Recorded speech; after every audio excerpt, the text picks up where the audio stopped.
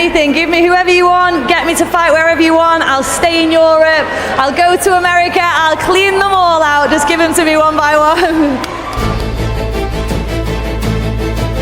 I honestly could not do this without my team. I'd crumble. Do you know what? I cried pretty much every day this camp, been going through so much, and these guys have kept me stuck together. In the world of mixed martial arts, many fighters train for years to build strength, discipline, and skill. They struggle through setbacks, injuries, and losses to earn their reputation. But sometimes a fighter rises not just because of talent, but because of courage, focus, and the refusal to be intimidated. Dakota Ditcheva is one of those fighters. She is a young athlete who faced opponents with experience, size, and power, and yet she fought with calm confidence. Her rise in the Professional Fighters League, also known as PFL, is one of the most striking stories in recent MMA history. What makes her journey more interesting is that two of her most talked about opponents had past connected to performance-enhancing drugs. These opponents believed they could intimidate Dakota with their strength and aggression. Instead, Dakota responded with precision, skill, and an almost unshakable sense of control. Before the fights, the story of Dakota and her opponents was already brewing in the background. Tyler Santos, a strong and skilled Brazilian fighter, once challenged for a championship title in the UFC. She fought the experienced Valentina and nearly submitted her. Santos had the kind of grappling experience that could overwhelm most featherweight fighters, but after her rise, she was suspended for using banned substances. She served her suspension and later returned to competition. Yet the shadow of steroid use followed her. Dakota noticed that Santos not only had a record of strong performances, but also a history of arrogance. Europe belt, World Championship. What's next for you? Oh, I don't know. The world is mine. Santos appeared confident in her ability to overwhelm her opponents. She would make comments online, hinting that she was superior, hinting that Dakota was only admired for her appearance or personality rather than her fighting skill. This bothered Dakota. It was not just a rivalry born in competition. It was personal. In the build-up to their fight, Santos mocked Dakota by applying lipstick in front of cameras, as if to say Dakota was a glamour fighter rather than a true competitor. This act did not intimidate Dakota. Instead, it motivated her. She did not react loudly. She did not insult back. She simply prepared. She trained harder than ever. Her coaches focused on sharp movement, intelligent distance control, and powerful striking. Dakota did not want to simply defeat Santos. She wanted to prove that skill, discipline, and focus cannot be replaced by shortcuts or enhancements. When they finally faced one another in Riyadh, Saudi Arabia, the energy was heavy. The stakes were high.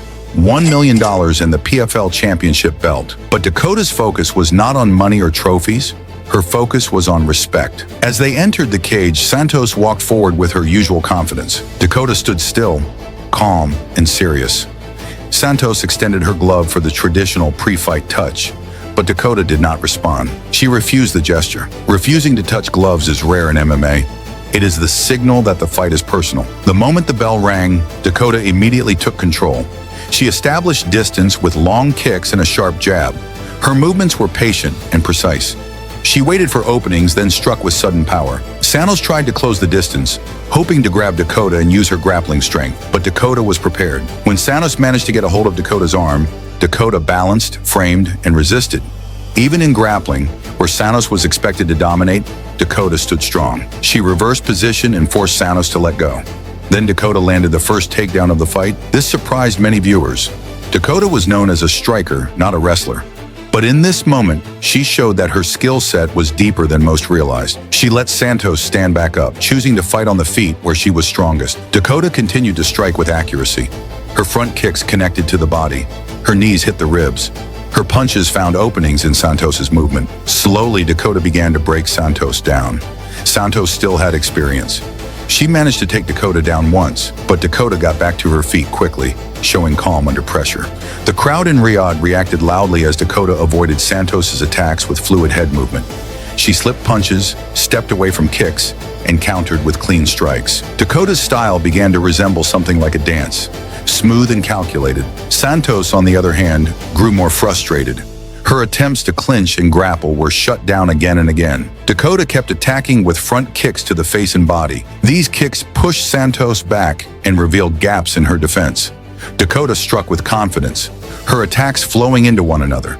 The crowd started to cheer louder each time a clean strike landed. Dakota began to find a rhythm. She saw the openings clearly. She switched her stance, changing angles and confusing Santos. Then came the knees. Dakota landed a knee straight to the body. The impact was visible. Santos's expression changed. She had been hurt. As the rounds continued, Dakota did not slow down.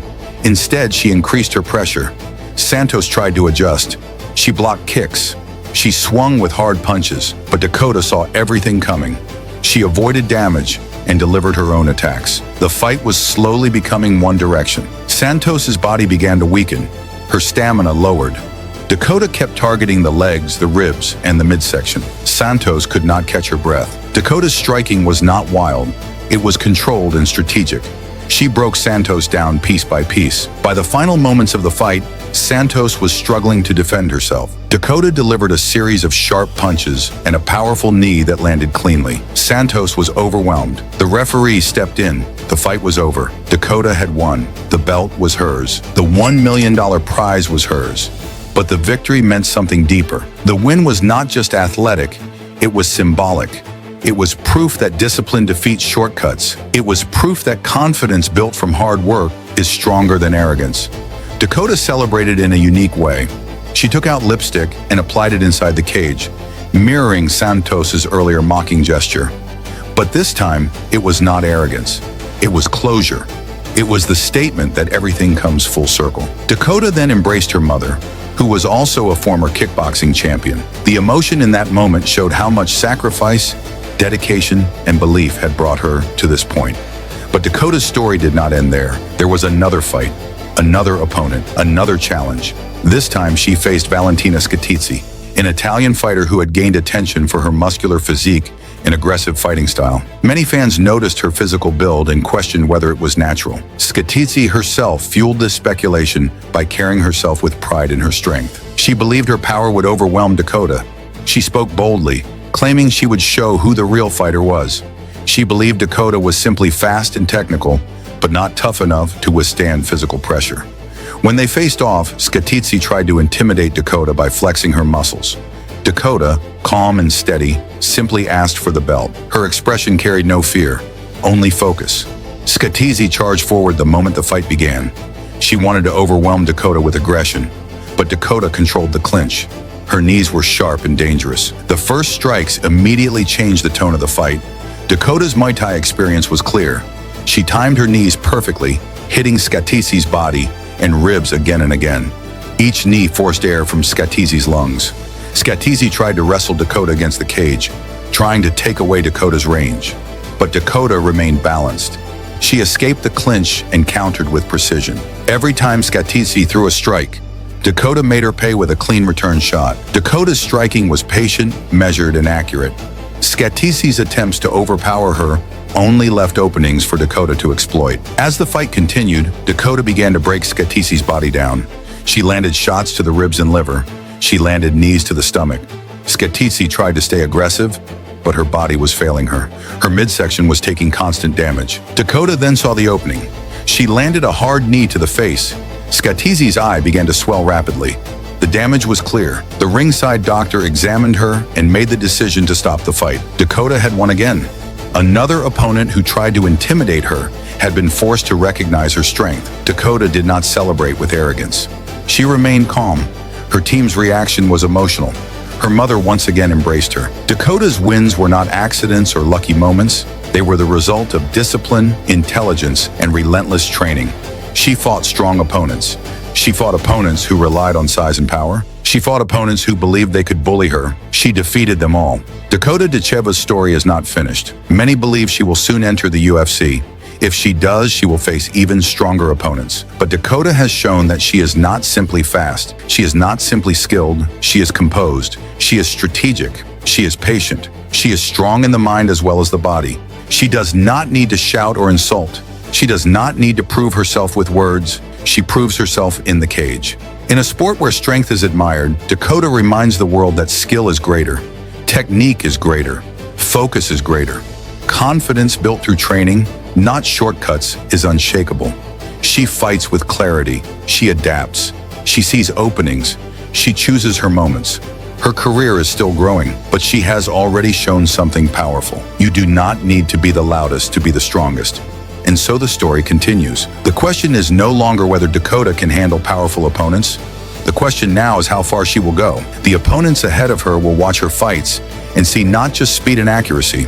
They will see pressure, they will see composure, they will see a fighter who cannot be pushed, bullied, or overwhelmed. Dakota Ditcheva is more than a rising star. She is a fighter who has proven that discipline defeats arrogance, preparation defeats shortcuts, and calm focus defeats chaos. Her journey is still unfolding. But one thing is clear, she is only just beginning.